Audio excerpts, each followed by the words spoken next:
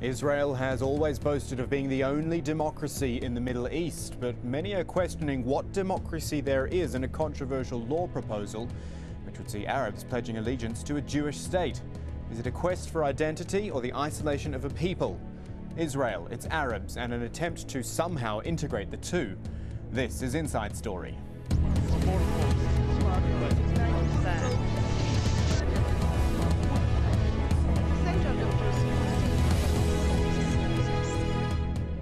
Hello there, I'm Kamal Santamaria. The Israeli Foreign Minister Avigdor Lieberman and his Yisrael B'Tenu party. No strangers to controversy, either of them.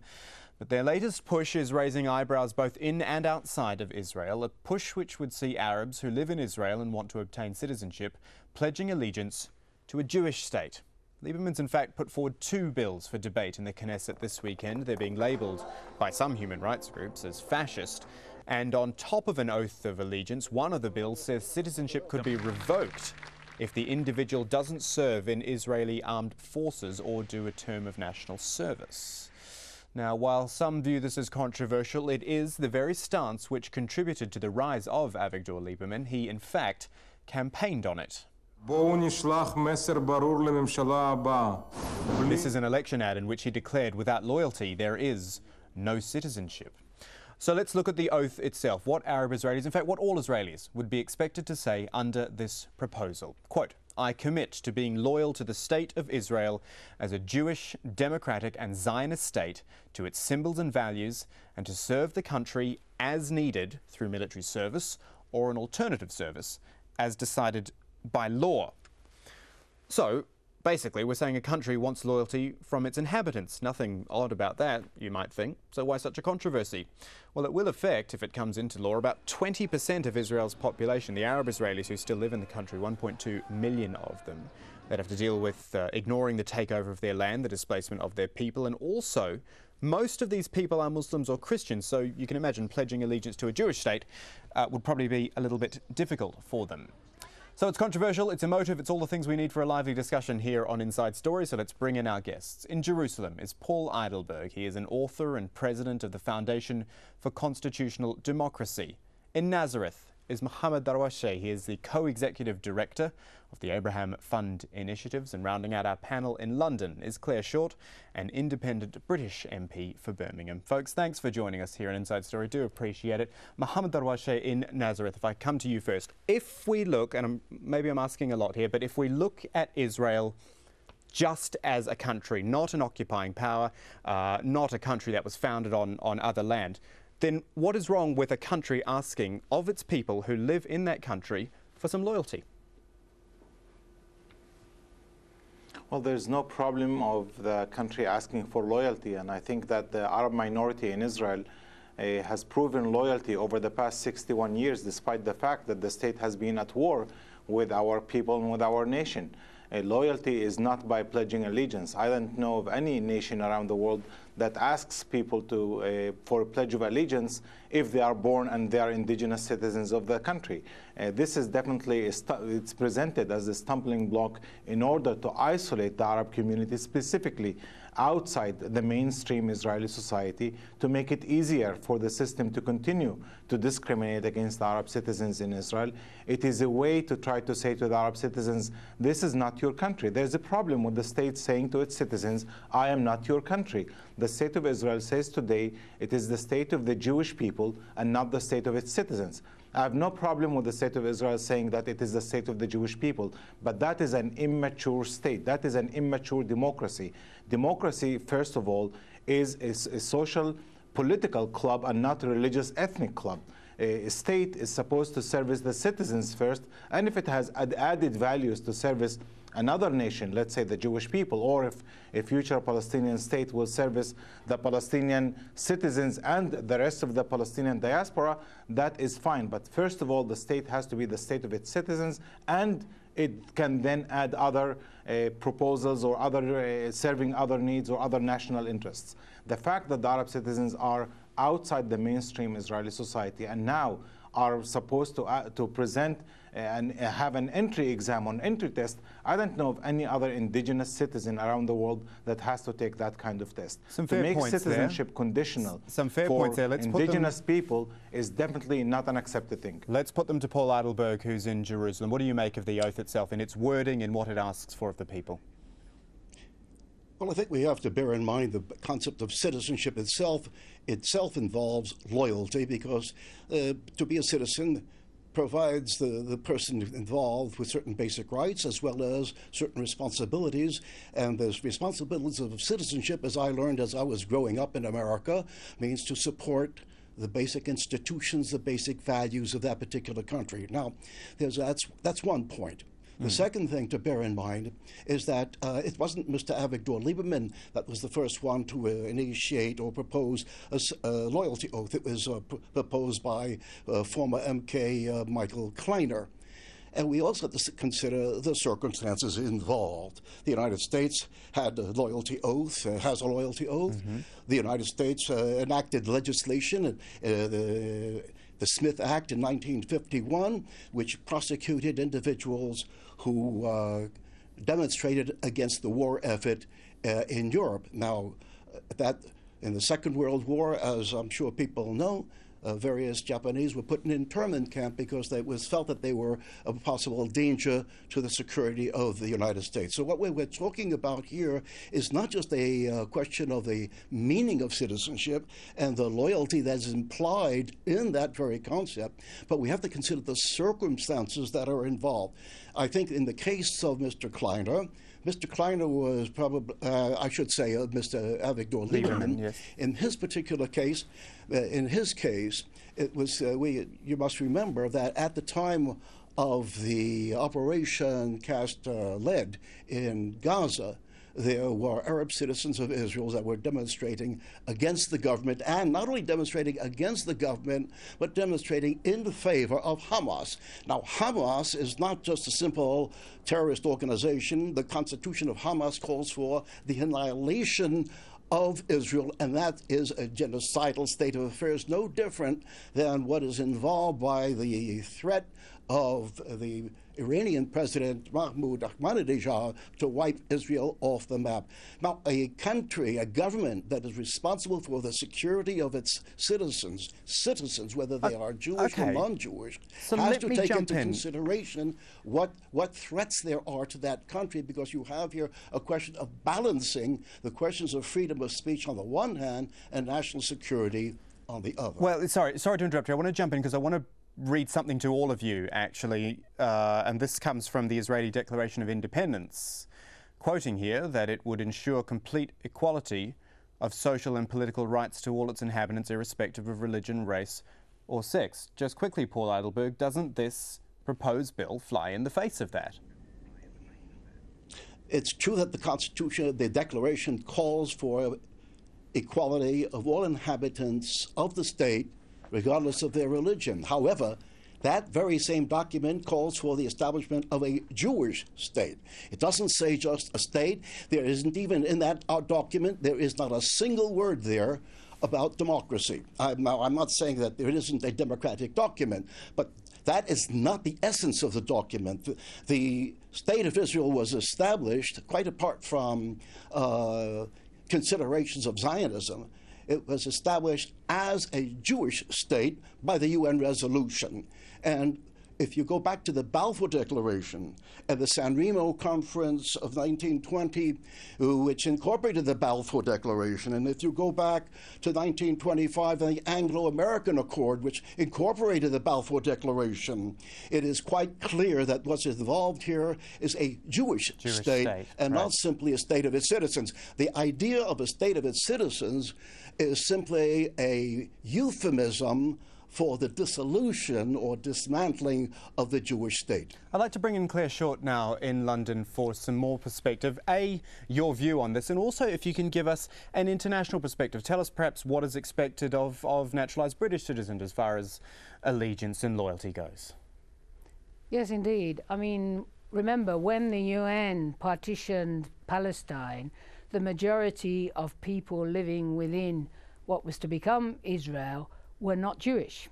So any idea that somehow they were to be second-class citizens would break most of all the international conventions that civilized people seek to live by. And this suggestion at this time, it seems to me, increases the sense that Israel is governing over a period of apartheid, that its own citizens that are Palestinian are second-class citizens already, and they're to be marginalised even further. And I think the net effect will be, one, to test President Obama. Is he really bringing reform, or is this kind of new extremism to be allowed? Because it's not even a Jewish state, it's a Zionist state, and that means an expansionist state breaching international law, that people who are the victims of that are supposed to swear allegiance to it. But secondly, if you compare, say, Britain, yes, the Queen is the head of state.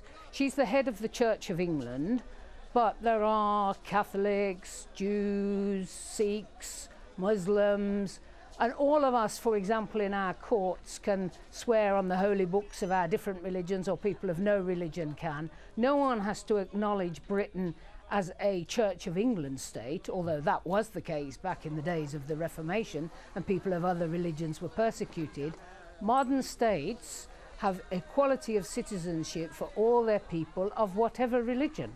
And this is a deeply backward measure, which will make Israel seem more and more extreme, as it increasingly does in international opinion, and I think speed up the sense that there has to be a big anti-apartheid campaign, as former Prime Minister Olmert predicted, to have one state of equality for all its people in Palestine, right, rather than a persecuted people with a minority trying to hold people down and against their will. Now, of course, there is a second bill which we mentioned before, and I'd like to talk about. If you wouldn't, just one moment, Paul Adderberg, I want to bring in the second bill, which proposes, this is to do with the Nakba, proposes up to 3 years in jail for marking the Nakba, that is, in Arabic, the catastrophe of the events following the creation of Israel when Arabs are forced to leave their land.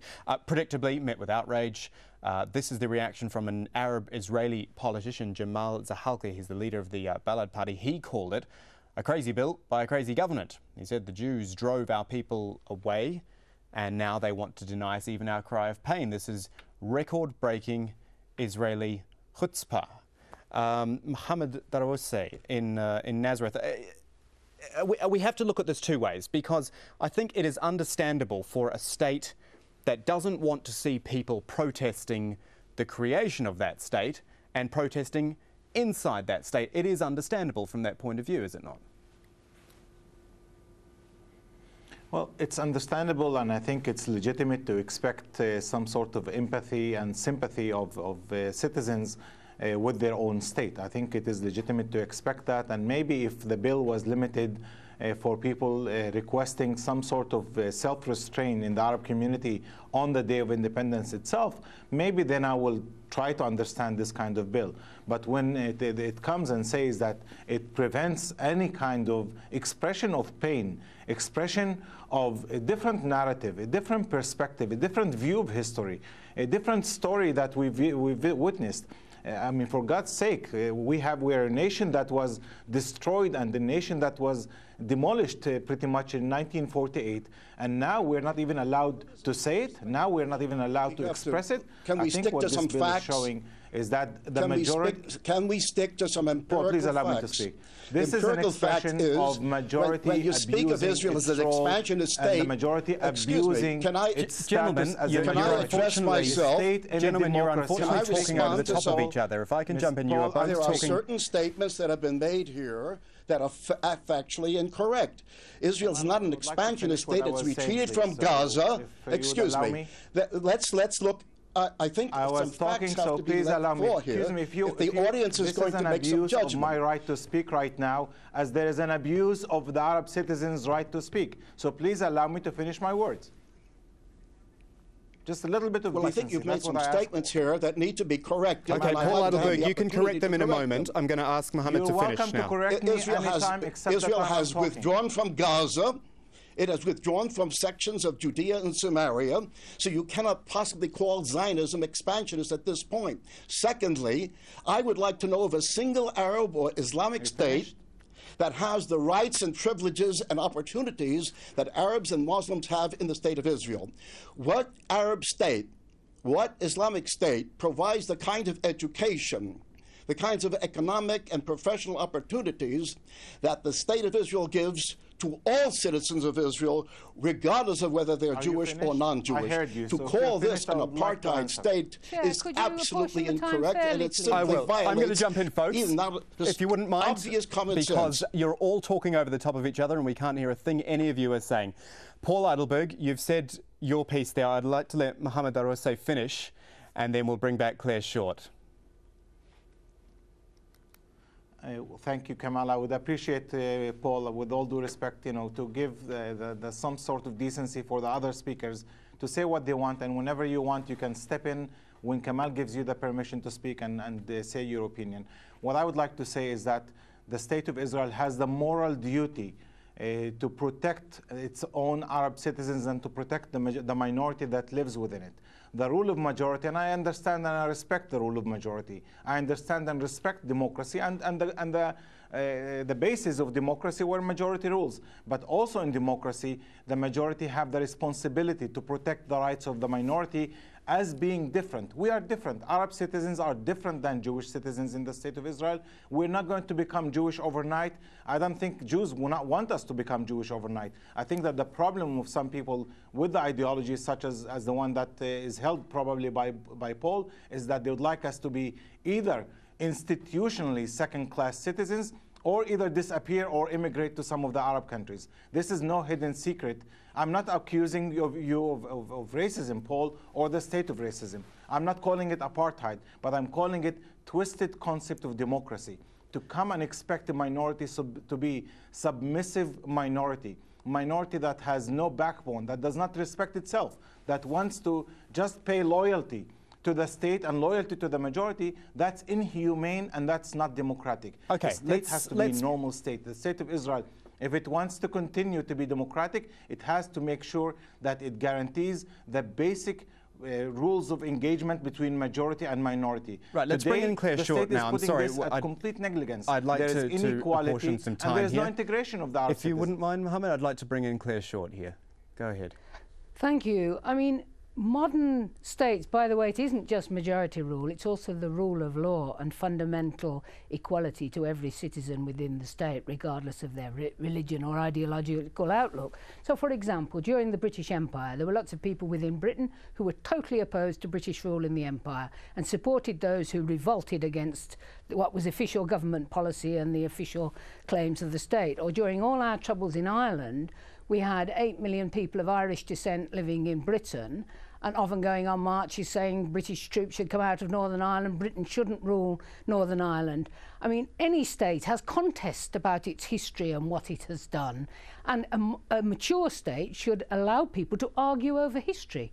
For a state built by Jewish people, partly because of the horrors of the Holocaust, to not allow another people to commemorate a horror that happened to them is truly shocking and is not sustainable. People will bemoan sad things in history and take different views about history, and a mature state can accommodate that. I mean, Right. This is outrageous. Paul Eidelberg in Jerusalem, you've obviously got something to say, and I'd like to give you your opportunity. I'd also like to ask you, from your opinion of Jewish politics, Israeli politics, I should say, do you think this bill will actually get through? Because there are even Israeli politicians who oppose it. Let me raise a question here that address myself to a question that was raised about democracy. No country, whether it's called democracy or not, can survive unless it has a substantial majority of citizens that identify with the values of that country. Now, if you carry egalitarianism or equality to the extent that you can actually have protest demonstrations against your country, especially at war, this is simply absurd. A country has to have a sense of national identity, a sense that they can preserve and pass on to their own posterity. Otherwise, there's simply no continuity. So democracy is not just a question of one man, one vote. It's a question also of what is the culture. Now, I should point out that as a person who has written a book on the American Constitution was drafted in a Judeo Christian culture. And that means a culture that was steeped in the very concept of ethical monotheism, and that itself involves that all men are created in the image of God, so that there's an essential unity in human nature, and therefore we have to respect other human beings and the rights which they derive. And that's been hugely from controversial God. as well, hasn't it, Paul That's Heidelberg? The pledges of allegiance and the oaths of allegiance in the United States, the fact that the use of the word under God there's been hugely controversial as well. It's the same level of controversy over religion. Of course it's controversial.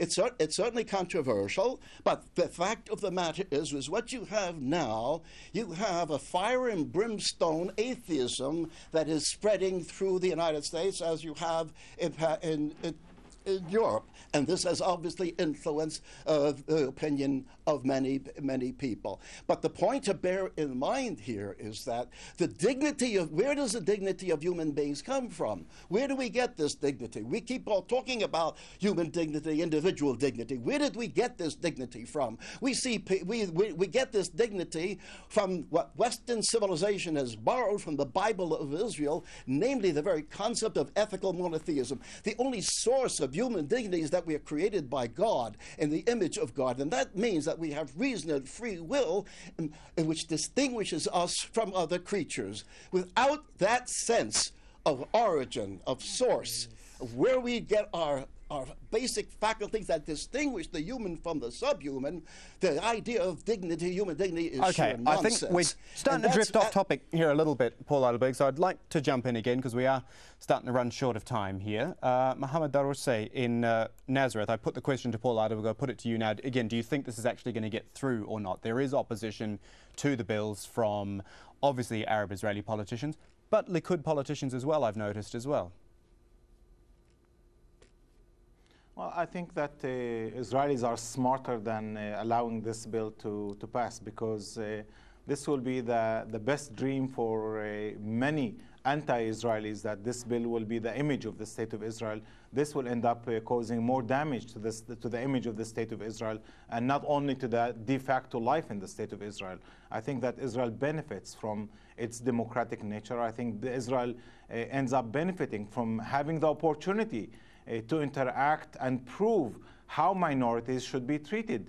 And that's why I think many Israeli Jewish members of the Knesset will oppose this. I think that ultimately the relationship between the Jewish community in Israel, the Jewish majority in Israel, and the Arab minority in Israel is definitely a way for the Jews to show how they expect Jewish minorities to be treated around the world. If Israel mistreats and continues to discriminate against Arab citizens in Israel, it definitely gives legitimacy for anti-Semitic and anti-Jewish actions around the world. Okay, so that's why I think Israel has a vested interest Final word in to Claire exporting Short, the because positive I'm message really and short on time. Not the negative message. Really Just short on time. Just if I may, final word to Claire. Claire Short, just quickly, because I want that final international perspective as well.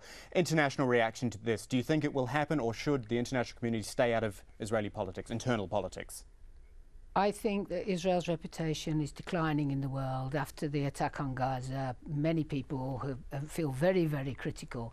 And if this comes from the party of the man who is the foreign secretary, it makes Israel seem more and more extreme and disreputable, and not a state with modern civilized standards for all its citizens. So the fact that it's proposed, I assume it won't go through, and I expect the US, that gives so much support and financial support and political support to Israel, will become more critical and maybe quietly also try to disrupt it. But it damages Israel's reputation, these proposals, very severely. We're all out of time on Inside Story. I think we could have gone on for an hour or two here on the show, but thanks to my guests, Paul Heidelberg in Jerusalem, Mohammed Daroussi in Nazareth, and Claire Short in London. And thank you to you, our viewers, as always, for joining us for Inside Story. If you've got a comment on this show or a suggestion for a future show, you can email it. InsideStory@aljazeera.net is our email address. From the whole team, goodbye for now.